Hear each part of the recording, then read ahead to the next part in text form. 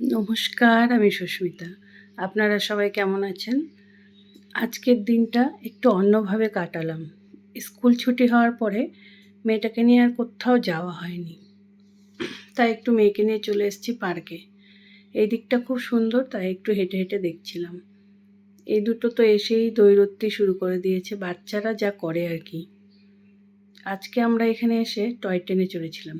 এখানে না টয় ট্রেনও আছে। এই যে সবাই আমরা উঠে পড়েছি।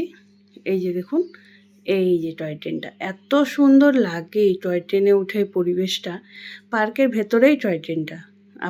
আপনারা চাইলে আসতে পারেন, খুব ভালো লাগবে।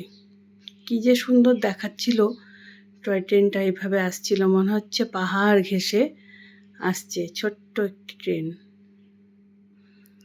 পাহাড়ের গা ঘেঁষে ঘেঁষে উড়ে বেড়াচ্ছি আমরা, এরকম মনে হচ্ছিল।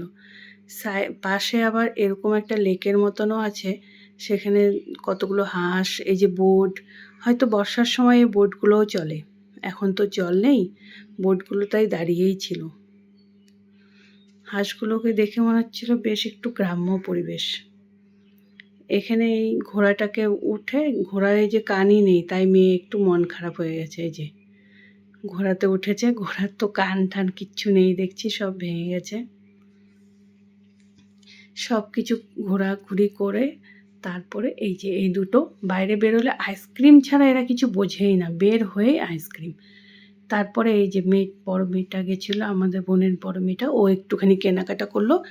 বাইরে এসে কেনাকাটা করে আমরা বাড়ি ফিরে আসলাম।